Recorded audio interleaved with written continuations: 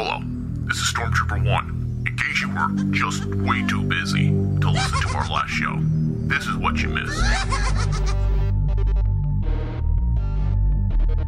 After reading Rian Johnson's script from The Last Jedi, Hamill said, I at one point had to say to Rian, I pretty much fundamentally disagree with every choice you've made for this character. So let's put this in perspective a bit. I'm not saying there isn't any validity to Mark Hamill's disgruntlement or just disagreement. However, let's also remember that Mark Hamill also argued with George Lucas back in Return of the Jedi because he wanted Luke to have an eye patch and to wear a tank top with big muscles as he walked into Jabba's palace. No joke. That's what he wanted. That is true. I remember the idea. Mark Hamill said in retrospect it was a terrible idea with Return of the Jedi, but he wanted an eye patch and a tank top when he walked in to Jabba's palace. And that would completely, to use his word, fundamentally change the whole entire idea of a Jedi. Yes. Strutting in like a badass from an 80s bar. I'm gonna knock somebody out. I lost my eye. I don't know what happened. Where you at, Lando? I'm gonna sock you.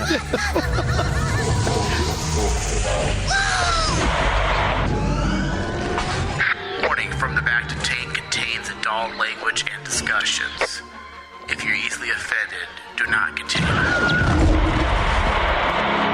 We would be honored if you would join us.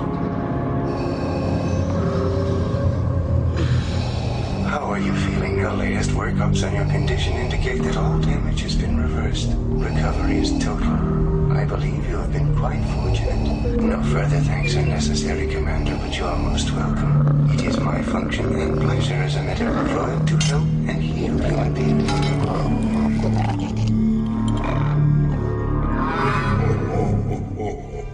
I am a Jedi, like my father before me.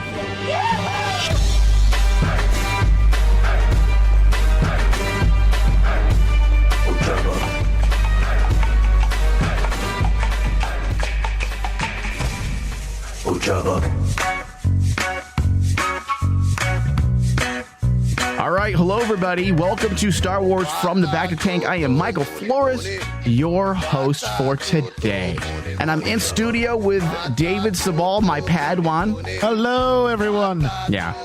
I keep diminishing you in roles. Now you're my Padawan. Now I'm your Padawan. Oh, come in and sit on my lap, young David. No, I don't want to. Come sit on my lap and I'll show you the ways of the Force. That's so disgusting. I don't want to sit in anyone's lap after that Twi'lek. Oh, Jesus. All right, we need to get into this. Now, we don't have a lot of news as usual. Well, as not as usual, as I would say as the last show. But, you know, we could scrounge things up and make something out of nothing, right? That's what we do. Exactly. It's Star Wars. Yeah, but I'm a little disappointed that we're really not getting a lot of news. Dude, I would say in the last month, ever since they dropped the Star Wars Episode 8 trailer on us, we've got nothing else really. We got little bits and things here and there, but for the most part, it's nothing spectacular. It's weird. It's kind of like we've entered this period. I think it's similar to like the time when the dark time before the rebellion. Before you beat me to it. When Force Awakens first happened, remember there was like that time they hit us with that trailer. It was all quiet. Yeah. And then D23 comes around. They released that making of trailer. Yeah. Hey, speaking of D23, when is D23 again? Actually in a month. Why didn't we try to go? Weren't we supposed to go? We were supposed to go. Unfortunately, it just fell by the wayside. I wonder if we can quickly see if we could make it out there, because I think we need to, man. Dude, there's going to be so many things going on there. I mean, the big thing in D23 is the announcement of, yes, we've been hearing about Star Wars Land a lot, but they're fully coming out with like the full, honest to God, real pictures of what Star Wars Land's going to look like. Yeah. Everyone doesn't have to speculate how big it's going to be. No, at D23, Disney's going to say, no, this is it. By the end of the year, this is what you guys are going to see. Now, are you going to Star Wars Land the day it opens? Are you going to be there the day it opens? I would love to, dude. I think I'm going to. No matter what, I think I'm going to make sure I'm there. I don't care how packed it is. It's going to be packed. I don't care how crazy. I hate people. Everybody that knows me knows that I don't like people and I don't like crowds. I hate going to the IMAX theater here in town because the thing is packed. The seats are very tight. Your balls are basically resting on the person's head sitting in front of you. It's very uncomfortable. And just think, I will be uncomfortable, and I'll rest my balls on people's heads when they release when Star Wars the gates open. Yes, when the gates open to Star Wars land, someone's getting my balls on their head. Dude, it's going to be filled with so many sweaty fanboys, though. I don't care. It's going to be so bad. I don't care. I'm going to be there. I'm going to be one of those sweaty fanboys. And then you're going to have to listen to all the fanboys go, this is nothing like what I pictured and what I read in the books. Why does Uncle Owen's warehouse look like this? It didn't look like this. Obviously, we saw the outside of the workshop, and based on the dimensions that I was able to figure out, there's no way it looked like this from the inside. The interior is way off according to what the exterior gave us in the original Star Wars movie. I can already picture it now. Many fanboys are going to be strangled to death. Wait a second. Is this Millennium Falcon up to scale? Oh, I mean, is this? I gotta. This isn't right. This quad laser cannon here, way off. Way off. This isn't what the dimensions say in the Star Wars handbook. Oh man, it's gonna be fun. I'm gonna go with about $3,000 in my pocket. So if you guys see me, go ahead and mug me because I just said it live on the air. And I'm just going to buy everything I can find. I don't care. It's Star Wars. It's Star Wars, man. I'm going to be there. I'm not even going to take my son. It's just going to be me. It's just going to be selfies of you. Yeah. Where's Mike and his family? He's by himself. Hey, guys, I've learning how to be a Padawan today. Is Mike doing that by himself? Yep. Yes, he is. All right, so Star Wars news. All right, so Donald Glover calls Lando Calrissian a complicated role in the upcoming Han Solo spinoff movie. I take that as a good omen. That is a good omen. The fact that he's a complicated character shows that they put a lot of thought into writing a character that we really know nothing about. When you really think about it, Lando is an icon. He is one of the iconic Star Wars characters, but what do we know about Lando? Absolutely David, nothing. We know that he once owned a Millennium Falcon. Yes. We know that he was allegedly friends with Han Solo before he sold him out. Yes. We know that he was he infiltrated Jabba's palace to help save Han. But other than that, we really don't know a whole lot about him. We know that he wears the same clothing size as Han Solo. Yeah, we know that they have the same size. They wear the same 32 slim. But we don't know anything else other than that. I wonder if Lando wore his underwear too. You know, when he was at the end of Empire Strikes Back, he thought, man, these underwear look pretty good too. They fit.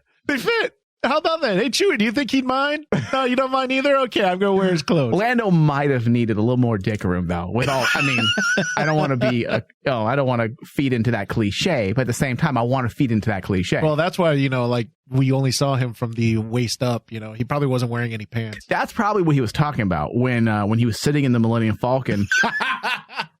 And he said, they told me they fixed it. Because he asked his associates to fix these underwear for extra crotch room. And he was moving around the seat, and he realized immediately they're just way too tight. That was so bad. That's whatever. So horrible. So anyways, according to this recent article or interview that Donald Glover, the actor playing the new Lando, said in, I believe, Deadline, I said, while speaking to Deadline about what it's been like portraying Lando, Glover said that his younger version of the character is very complex. Even though Lando has a lot of style in the spinoff, you never know what his true agenda is. Oh, I like it. I like it. Oh, I like that a lot, actually. Because that fits Lando. Yep. It absolutely does. That right there sold me. Because, even in the representation of Lando and Rebels, you're not really sure if he's on the same side of the Rebels. Remember, even in Rebels, they portrayed him as the type of person that even the Rebels don't trust. Because it's like when Hera says, well, we do have that friend that we could call on for help. Yeah. She says it with a little hesitation because they know Lando is not the type of person that you could call on for help. Absolutely. So I think he even says in the interview that I think even Han isn't as complicated as Lando is, said Glover. From the first time you meet him, you don't know whether to trust him or not to. And see, I like that. And you're constantly not knowing whether to trust him. I do. I like that a lot. A lot of those, again, ambiguous characters make room for better storytelling because it plays on our own areas of morality and ethics, and we question the motives of these characters when they are in that gray area. Yeah, it's an automatic embedded story device. It's something that we all have been accustomed to at some point in our life, meeting a person who we just really don't know where they stand. Yeah, and I think that's really good too, because it really does separate his Lando from Han, because we know that Han is the type of person who you can trust, because that's his personality. He may be a scoundrel at heart, but he's still a very good person. The difference between Han and Lando's more that he's even more neutral. He might have a good heart, but you're not sure if his good heart's going to override his own ethics. Right. I want to see a Lando. Obviously, he's going to be much younger, but I want to see the Lando that we saw in Empire Strikes Back that we never were able to see again.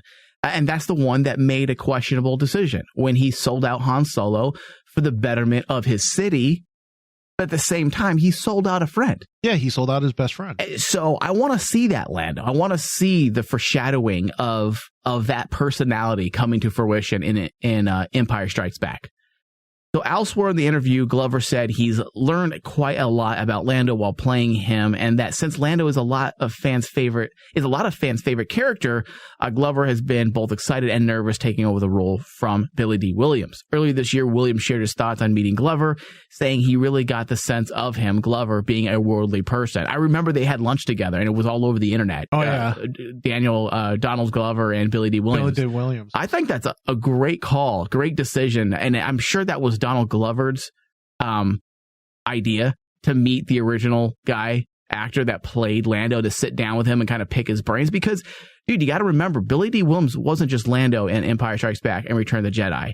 He was Lando in many of the audio plays, the audio versions of Empire Strikes Back and Return of the Jedi. He was also Lando Calrissian in the audio versions, the audio adaptations of Star Wars Dark Empire.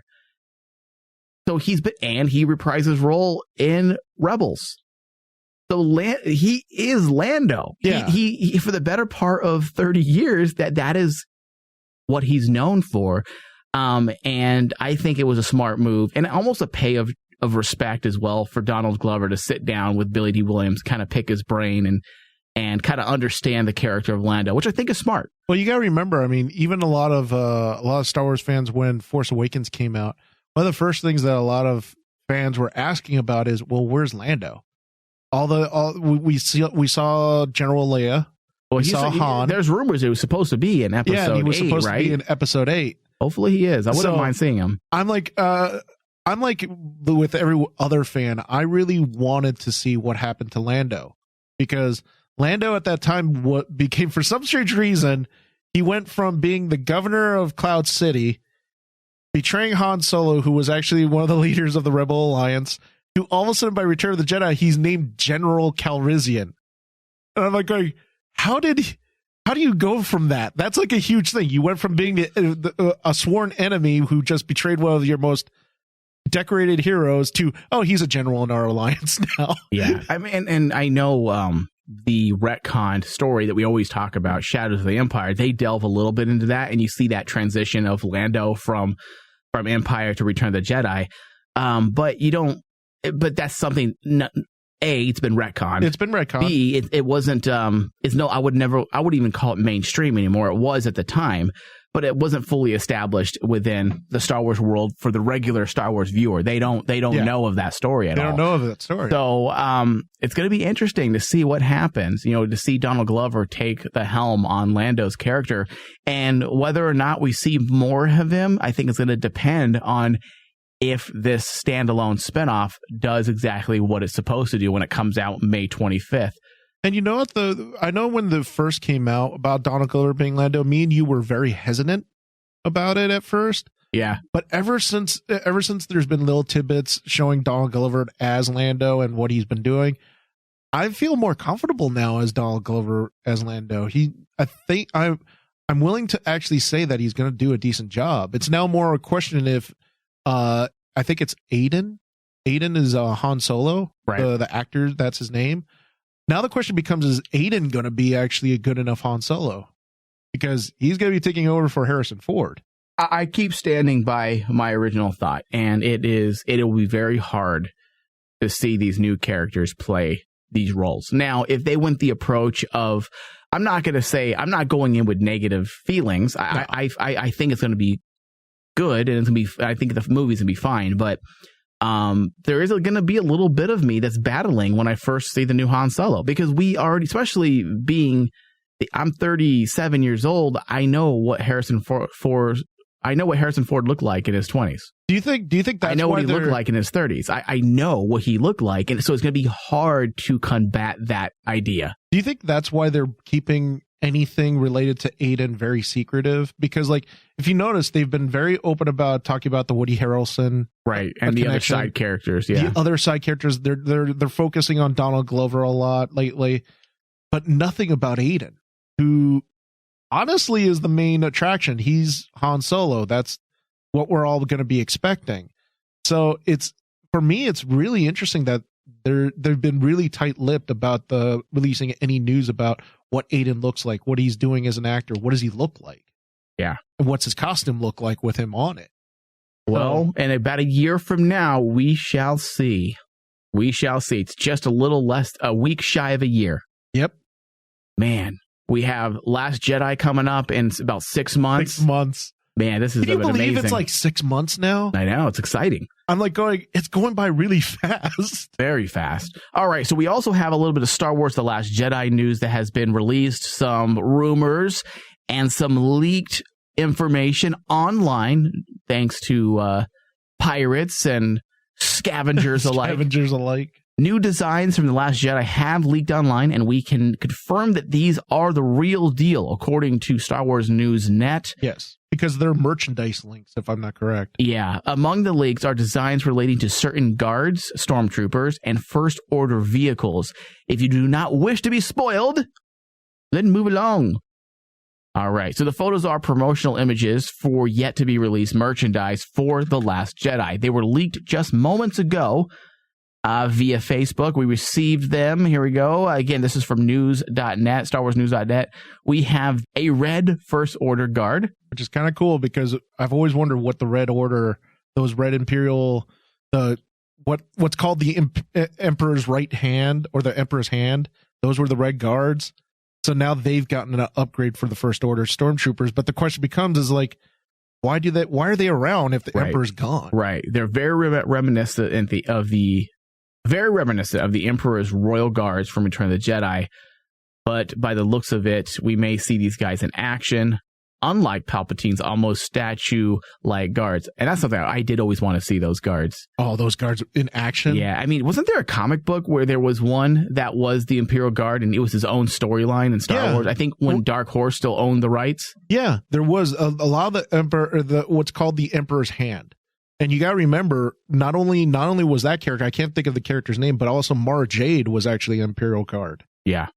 All right, so First Order Stormtrooper Officer, Red Pauldron could signify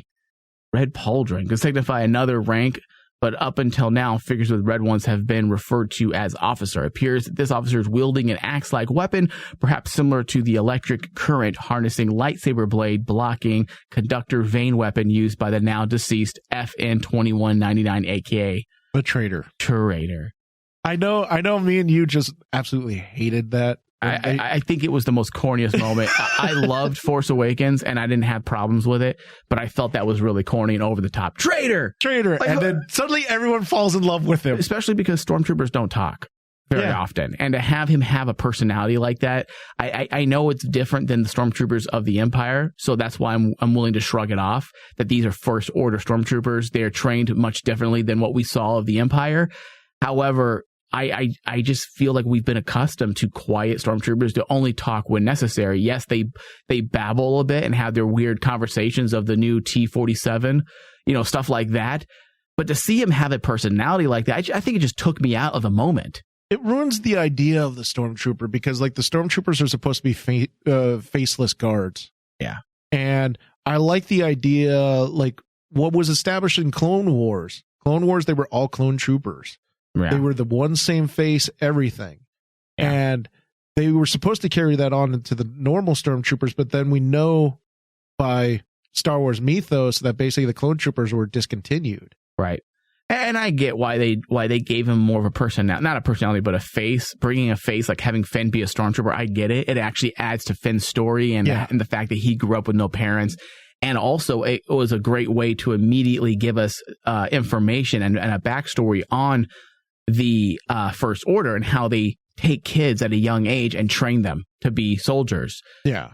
So, which is a lot like what the African Diamond Lords do with many of the children in the villages, where they take them at a very young age. They teach them how to murder someone immediately. And they brainwash them. And they brainwash them and use them as guards of the mines. Mm-hmm. So to me, I felt like it was very realistic. So in that way, it worked. I just didn't like that moment. The traitor moment. Traitor. Yeah, because like everyone made a big deal about it. I'm like, great, it's a guy screaming traitor and has a baton. Yeah, I'm glad it died out. I'm glad he died. I'm glad it died out. Like the enthusiasm. I thought we were going to get like comic books on him and books. Dude, now. I was so worried. Yeah, I didn't want that. I didn't want it at all. So the next is the First Order AT-M6, a clear variation of the infamous yet clumsy AT-AT walkers. This one now equipped with a central cannon located above the cockpit. The front feet seem to be pointed backwards, perhaps to prevent imbalance caused by pesky tow cables. Again, that's according to Star Wars News Net. But you know what? They make that comment, but when you take a look at the schematics on it, and it makes sense, because the thing I do like about Force Awakens and everything, they're showing that a lot of the vehicles have upgraded. Like the Star Wars, we love the Millennium Falcon, but at the end of the day, the Millennium Falcon was a piece of junk. Yeah. Yeah, but that's something that I think we talked about this before Force Awakens came out, and we talked about the art design behind the new spacecrafts and how they didn't go overboard with the advancement of technology, yes. Which was, I thought, was a good move, because 30 years in the future, let's look at our 30 years, and we're in an industrial age. We have been since the late or early 50s. No, I take that back. Since the early 30s, we've been in what a lot of people call an industrial age, and we still are. Yeah. And if you just look at from the time of, let's look at 1980 to now, roughly 30 years, and our technology hasn't really advanced. We still drive on rubber wheels. We still use fuel. Yes. We still don't have flying vehicles. We have new gadgets like cell phones, and they get smaller and smaller. And we have, the advent of computers, but even computers hasn't truly evolved a lot. Yeah. There's been since 1995. So it's the small little details that actually change. Exactly. And that's what they did with the production design of Episode 7. They kept things very similar, kept the technology grounded in what actually would happen in reality. So I liked it, and I have no problem with the slow evolution of our spacecraft as well as our armored transport. I think it works and makes sense. So we're going to go to a very quick break, and when we come back, we're going to jump into a few other things for Star Wars, and we'll be right back. More Bacta tank is coming right up.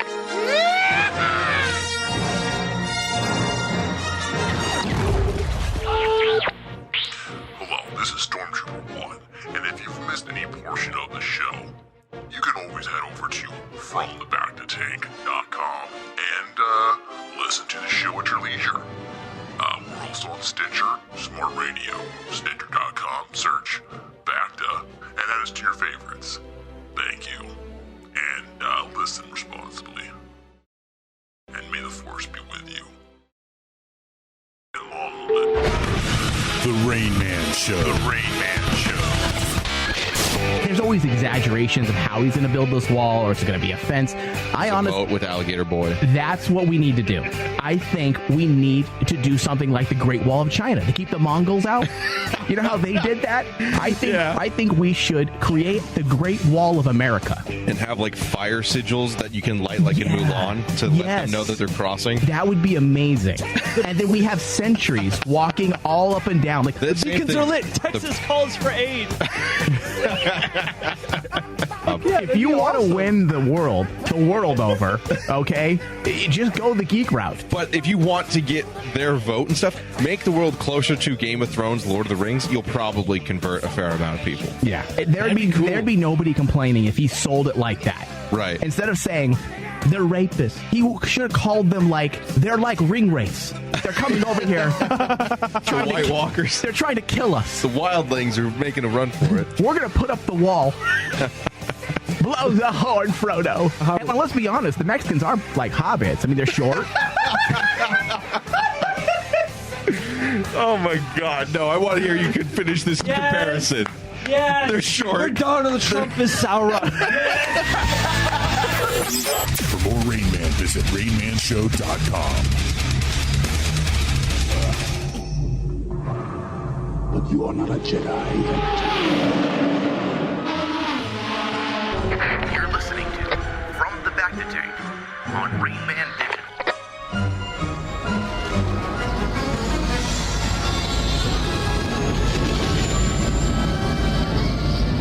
Admiral, we're in position. All right, hello everybody. Welcome back to Star Wars From the Bacta Tank. If you miss any part of this broadcast, you can always find us on Stitcher and iTunes, as well as the Rain Man Digital app. Just search Rain Man Digital in your app stores. Also, Dave, we have a new thing going on. We have added this starting in June. We have now given the opportunity to our listeners to get more of what they like, more Star Wars From the Bacta Tank.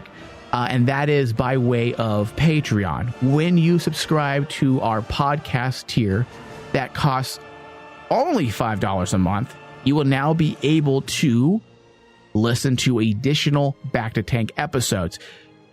Traditionally, what we do on this show is we talk about news and leaks and things that have come up in the world of Star Wars. And we have the Star Wars Rebel Edition that's also free for everybody, where we discuss the TV show Star Wars Rebels and break it down. But now we figured let's do something special through Patreon where people will get additional content and have a chance to listen to us discuss things like Star Wars books, comic books. And the way we do it is not just a run-of-the-mill ho-hum, hey, I like the comic book, or I like the book, it's an A+.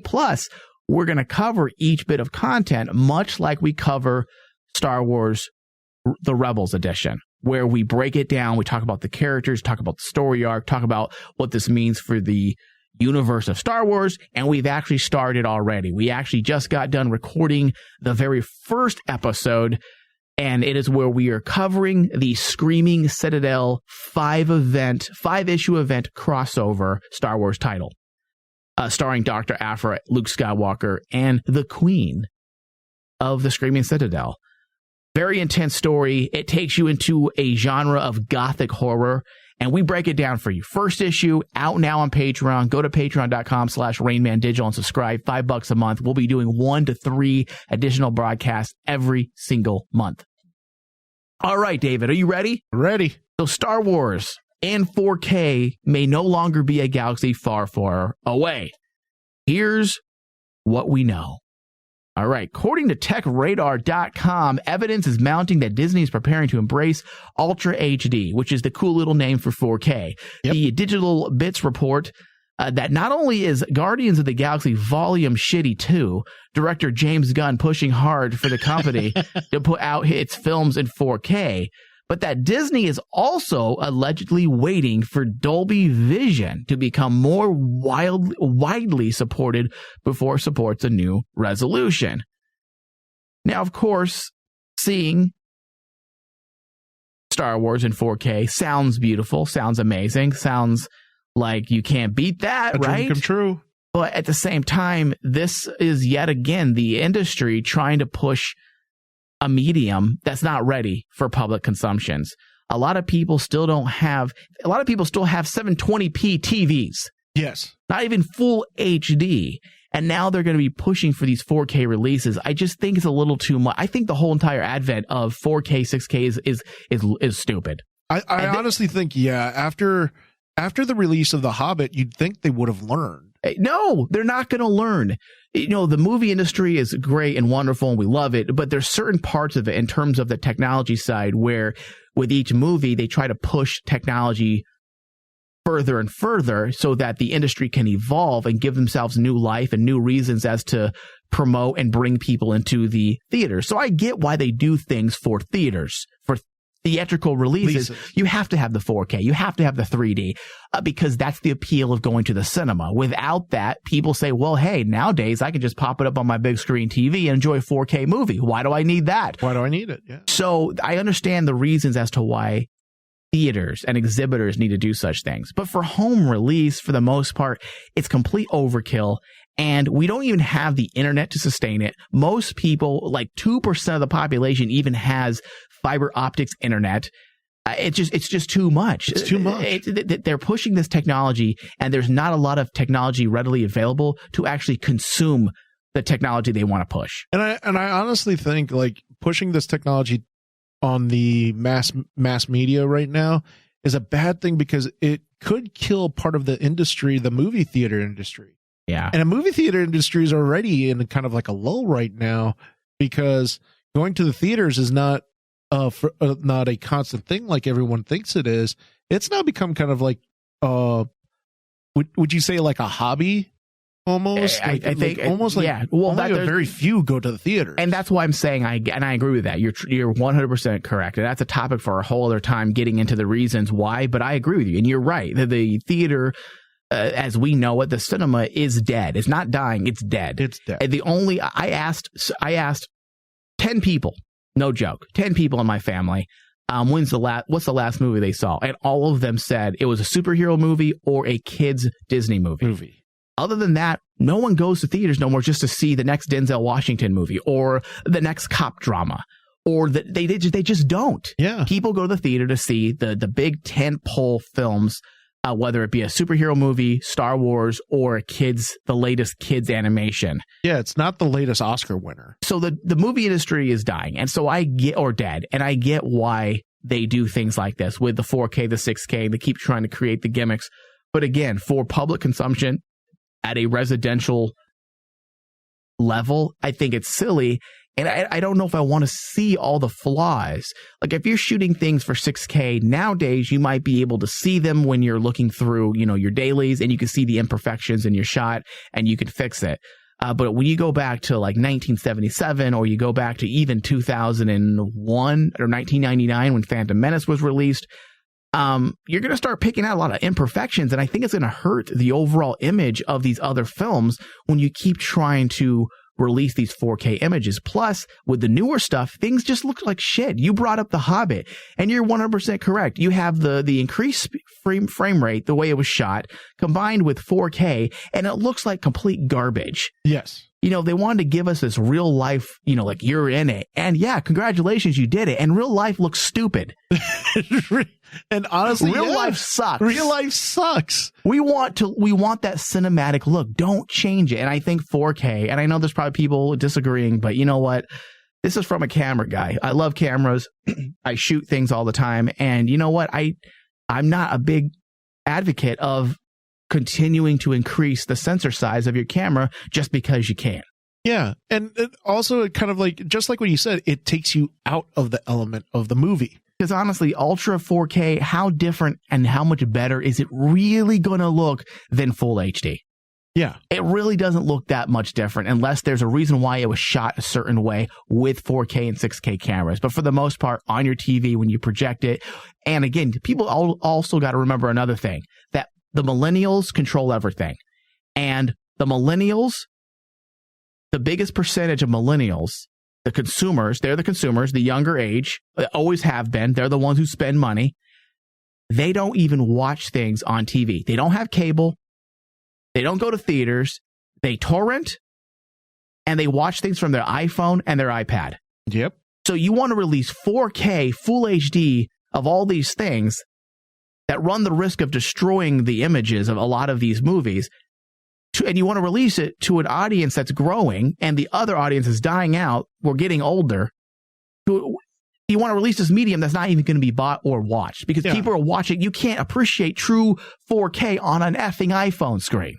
That's what I mean is like, just like what you're hitting it on the head is like, they're focusing more on making the visuals better instead of looking at the content and making the content better. Exactly. Thank you, David. Let's focus on content. Focus on content. How Make about it substantial. Disney? Give us some great movies. Don't worry about HD.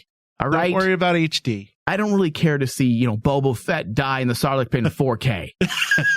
I don't want to see a tentacle go up his butt. Okay, I don't really need. Oh, to. Maybe I'll finally see Leia though when she's on the rope. Maybe I'll finally be able to see as she's breezing by. See that little crack? Oh, that's no cave. I don't know. I know we kind of went off topic a bit, but I don't care to see Star Wars in 4K unless they were to release a remastered version in a theater screen, or I have a giant screen in my home. Then okay, maybe. Even that, I'm like going. It doesn't change the content. It doesn't. You're right. So unless you're going to change the content, then it's going to matter. But in all honesty, who in their right mind is going to want to go back and change anything at this point in the original 6 movies? That would be like, you want pitchforks and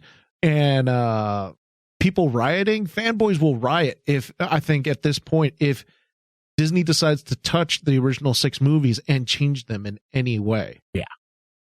All right, let's get into these additional Star Wars The Last Jedi leaks.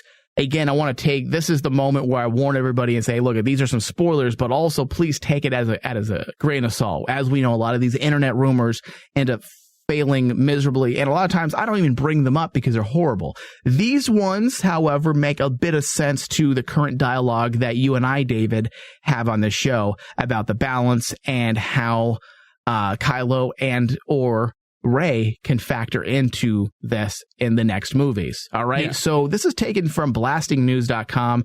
The Last Jedi new leak hints Kylo Ren's journey to be a Dark Lord. It looks like the former Ben Solo is very determined to follow Darth Vader's footsteps. There's another major leak revealed about Star Wars The Last Jedi, only this time it's about the movie's whole storyline. And it seems very convincing. It has been said that some points are totally off, like I was already warning you guys. Yep. The leak first appeared on 4chan and was revealed by an alleged former employee of Lucasfilm that was removed from his or her position in the company's marketing department. Now, I just want to stop you right there. Why is it that basically all leaks have to start like that with a former employee? I'm upset. You fired me. Here's some information on what they're doing. I would kill him. Dick. If I was Lucasfilm, I'd kill him. I'd have an entire underbelly society working for me of like hitmen. You'd have like a hit squad. Yeah, like listen, you see this guy we just hired? He's threatening to release information. Just go kill him. Just yes, sir, Mr. Lucas. That's exactly what I would do. Mr. Lucas. So one leak says Rey's training and the reason Luke left. The leak was mostly about the duo of Rey and Luke in The Last Jedi. Allegedly, the Jedi Knight is going to tell his apprentice that she was born out of necessity to balance the Force and has been left by her parents because they fear her powers. Now, this leak, whether it's true or not, does follow a similar dialogue that you and I have on this show. It fits also the narrative that I believe that the Lucasfilm Story Group has been laying out for the better part of 2 or 3 years in terms of what we can expect from Star Wars and how we're leaving the Jedi and the Sith, and we're focusing more on other facets, other elements of the Force, including the balance. Yes. Maybe taking the whole balance a bit farther, that prophecy, and expanding on it to make a little bit more sense now to encompass the ongoing story sagas that we now have. Yeah. I have no problem with that. I think that makes sense, honestly. I think it does make absolute sense. And honestly, the whole rumors and everything about who Rey's parents are, just explaining it like that her parents were afraid of her power. I can live with that. Do we need to know her parents? Not necessarily if it doesn't affect the story. Yeah. It's also like if they were to do it like that her parents abandoned her because they were afraid of her powers, I would be okay with that. I would be okay with it. And never really know anything about them. I mean, I know that the expanded universe is probably going to delve into it, but for the movies, I don't really think we need to, especially because we have so many things, so many moving parts in these upcoming movies, and we only have 2 movies left, and I feel like it's not even enough movies to fully, do justice to the story of Kylo Ren and Rey and Luke Skywalker and Carrie Fisher, Princess Leia. There's so much. There's still Chewbacca that we don't really know about. I'm hoping Chewie continues to get some great moments. So, of course, we already know there's new characters that are going to be introduced. We have Finn, Poe Dameron. There's a lot. I think that's the difference between the writing. I know a lot of fans want to know, well, Rey should be connected to Luke in some way. Not necessarily, because in all honesty, the more I thought about it, if they were to actually take something like, she's the lost daughter of Luke Skywalker. Oh. I can live with that, but in all honesty, when you think about it, that sounds like fanfic writing. It's contrived. It's contrived. Yeah. It's fanfic writing. It sounds bad. It sounds corny. And also expected. Oh, he's related to Luke. We should have known. Yeah. Yeah. And it takes away from everything because it's almost like the atypical writer's crutch. Yeah. If you want to do a good story, write a damn good story. And if your story says that there's other Force users out there, which the good storytelling that the Lucas Story Group has been doing, if that's the story they're telling, then don't make her related to anybody, because the universe is vast. It's large. There's so many things out there. Who's there to say that basically there's other Force users that might be as powerful as Luke? There could be. We don't know what's on the outer rim. Yeah. We don't know what's on the outer space out there. So that's why hearing that rumor, this is one time when I hope that part of that rumor is true. Yeah. That we don't get like some grandiose, she's the daughter of Obi-Wan Kenobi, or she's the clone of the Emperor. Applause. Now think about that. I just gave two of the biggest rumors. When you honestly think about it, on a writing scale, doesn't that sound contrived to you? Yeah, it's stupid. It's dumb. It's fanfic writing. Yeah.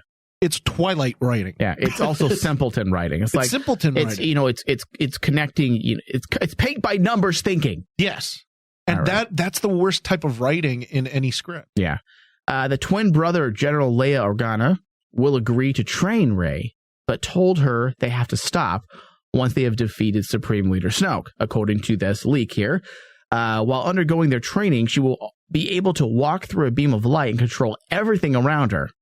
Not quite sure what that means.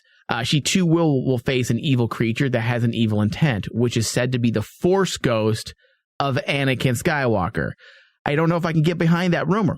I could see it happening potentially, but at the same time, do we really want to destroy Luke's journey between episodes 4 through 6, where he saves his father at that last moment? True, but remember, we threw in the whole thing with all the Rebel stuff and all the comic book stuff. Vader and Anakin are separate beings. But they're not. They're not. I mean, it's a romantic way to say, I'm not that person anymore. I've forgotten him. If they find a way to split him up in terms of the Force, like a part of him when he died stayed evil and a part of him stayed good and became split entities, I feel like it could work in a comic book, but in a movie, you're asking people to think way too much. Well, because remember, they already did it in the animation with the talk of the world of the balance of the light and the dark. Exactly. They did that in the animation. Yeah. They did it in the comic books. The only time they've never done it, they kind of hinted at it in Return of the Jedi, is fully in the movies. Yeah. Where you see that basically, people can be split between light and dark. Now, whether or not this is a Force ghost that's evil of Anakin Skywalker that makes an appearance, I do, however, strongly believe that both Obi-Wan and Anakin need to pop up, and maybe even Yoda need to pop up at some point in this new trilogy. They do. I mean, the way Return of the Jedi ended, with the entire mystery behind returning back from the dead of the Netherworld, it was a big part of the new prequel, even though it wasn't until the very end. Yes. But it was something that a lot of the writers and comic book writers kind of gravitated to after Revenge of the Sith was out. it's a big thing. And I think it needs to be addressed in some way, even if it's Luke saying something, very through exposition, but there needs to be some type of explanation as to why they're not there and why Luke doesn't talk to them or why they are there. Yes. And you also have to throw the flip side to that too. If we see Yoda, Obi-Wan, and Anakin as we did in the Return of the Jedi, you kind of have to actually say, well, if it works for the light side, it has to work for the dark side. Yeah. So that's why when I thought about it I actually thought about this the last couple of weeks. I'm like going, well, actually, yeah, if there is a ghost of Anakin who shows up at the end of Return of the Jedi, I can kind of get behind a ghost of Darth Vader. It's not Anakin, but it's the force spirit of the dark side of Darth Vader. Yeah. I don't know, man. I think it's a cool idea, but I just don't think they'll do something like that. It's too complicated. It's too complicated. It's too complicated for a movie. It's too complicated. You're expecting people to understand it. It would be a really, really interesting thing to do. But yeah, you're right. I don't think it would connect well with mass media. Yeah. The destruction of Luke's Jedi Academy will also be shown. Presumably, he knows that someone is about to come and provide a balance to Kylo Ren and is believed to be Rey. The leak also unveiled that the reason he moved to Ahch-To is when he found out the reason why the Jedi is always failing. Luke will also be seen having a conversation. A conversation with Master Yoda. And the latter would admit that the order was hopeful but arrogant. That rumor has been going on for a very, very long time. And it makes sense. It does make sense because Yoda even said something to that effect in, I believe, Revenge of the Sith, when he said, when Yoda, Mace Windu, and Obi-Wan were talking about Anakin, that his apprentice has managed to become a bit arrogant. I'm paraphrasing. And then Yoda says, something that a lot of young Jedis have recently become. Yeah. Remember? I remember that, yeah. Okay, again, I'm paraphrasing. I don't know the exact words, but it's something that Yoda has already been established as to believing and saying. So because remember, at the end of Clone Wars, not just in Revenge of the Sith, too, but also in Clone Wars, his whole journey at the Lost Episodes was actually coming to the realization that the Jedi Order has been blind to the Sith being around. Exactly, and that's something that that has to be dealt with. Yoda is arguably a very wise character, extremely wise, one of the wisest in the known universe, at least that we've been introduced to. And to have him sitting on a planet in exile for countless years and not learn anything from that is silly to even think. Yeah. So to have a Jedi who realized their failure, who stated it in Revenge of the Sith when he says, I have failed, I must go to exile. And then you see him in Empire Strikes Back where he doesn't want to train Luke. Mm-hmm. Why doesn't he want to train Luke? If we were to get really into Yoda now as a character and really delve into the reasons why, I mean, first, it's already been established that he's afraid that he's not going to finish what he started. Yes. And that he's going to become just like his father. So that's already been established. But also there could be something very deeper there, even more deeper meaning the fact that he has maybe in a sense realized the Jedi Order isn't the right way to go. Yeah. And that's what he learned from his time, meditating on a planet by himself. And if we see those thoughts transformed and utilized in episode 8 or even episode 9 down the road, I think it would mean a lot for us Star Wars fans, and it would do so much to Luke and Yoda's development as Jedi. Yes. And show that they're not fools, that they've learned. I like this rumor a lot because I think it makes sense. And it takes the character further into development. Yeah. And also it does make sense. The fact that they say Luke went to this island because he discovered, the reason why the Jedi fail, it is because they're arrogant. It's their dogmatic look at the Force, like Palpatine says, which wouldn't that not make sense to utilize that as well? Palpatine has said, there's much more facets of the Force, much more than just the dogmatic teachings of the Jedi. Yep. There's things that they don't want you to know. So if they go that route, don't turn the Jedi into evil people, but just turn them into what they are, arrogant and narrow-minded. Yep. I think it would really work in a lot of ways to really propel this new era of Star Wars. Next bit is Kylo Ren's future and other major spoilers. The leak also revealed the future of Kylo Ren in Star Wars The Last Jedi. There will be, most certainly, we will see the Supreme Leader, Snoke. He will be more unstable and dangerous, they say about Kylo Ren. He too will go on a journey to trace back Darth Vader's footsteps, hoping he will finally find his real spirit. Interesting. But it looks like the new Supreme Leader of the First Order will be disinterested in his plans. I like that. I like that. I like that because what we saw of Kylo Ren now in the first movie was much like we saw Vader in the first movie. More of a henchman, more of a follow the leader. This is what I'm supposed to do. This is my duty. And then by the end of New Hope, he discovers Luke, and then Empire Strikes Back, you realize that he's been searching for him. And especially now with the comic books, you find that his search has a lot bigger meaning. Because of the new canon that we got that takes place between episode 4 and episode 5 via the Star Wars title comic book from Marvel. And it would be interesting to see the parallel between the relationship of the Emperor and Darth Vader, and then the parallel of that to Snoke and Kylo Ren. It just makes sense. And this isn't mimicking or copying writing styles. I know a lot of people want to bitch and moan that episode 7 was a copycat of New Hope. There's a difference between copycatting and borrowing archetypes and themes. And certain archetypes and themes and parallel and certain avenues of narrative, guess what they do? They are it's the world of Star Wars. That's how you must tell the story in order to make it feel cohesive and as one story. So if they do borrow similar writing avenues and archetypes, I think it works. And I definitely think that basically it's all about the thing that I always harp at new fans of Star Wars out there is telling them you have to understand the core belief in Star Wars is everything is a cycle.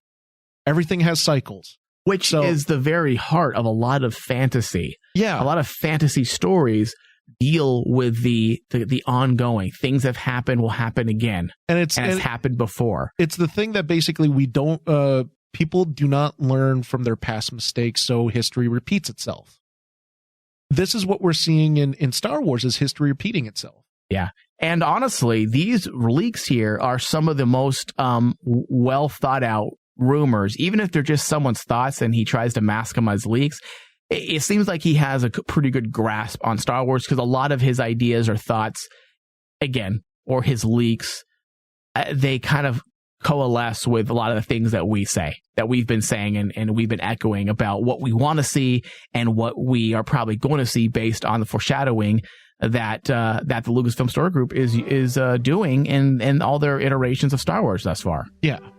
So I want to thank everybody for listening. That actually concludes this week's discussion from Star Wars From the Bacta Tank. I want to remind everybody to head over to patreon.com/RainmanDigital and subscribe to the new $5 podcast tier. Help us out. And when you do that, you don't just gain access to additional Star Wars shows. You gain access to a variety of other shows that we do on this network, from Star Trek, The Holodeck, DC on CW, where we cover DC content, Comic Book Chaos, as well as a whole line and slew of Weird West Radio discussions that we now offer as well. And with that $5 package, you also get behind the scenes video. When you subscribe to the $5 tier, you get all the other previous options that are below that as well. So go to Rayman Digital. Sorry, not Rayman Digital, David. Patreon. Patreon.com/RainmanDigital and subscribe. Thank you, David. Hey, thank you, and may the Force be with us. Hello, this is Stormtrooper 1, and if you've missed any portion of the show, you can always head over to FromTheBactaTank.com and listen to the show at your leisure. We're also on Stitcher, Smart Radio, Stitcher.com, search Bacta, and that is to your favorites. Thank you, and listen responsibly, and may the Force be with you, and long live. Thank you for listening to From the Bacta Tank, and From the Bacta Tank is executive produced by Michael Flores and Dustin Lucas, hosted by Michael Flores, David Zabal. You can find out more about our show by going to www.FromTheBactaTank.com. You can also find us on Twitter at From Bacta Tank, as well as Facebook, facebook.com/FromTheBactaTank.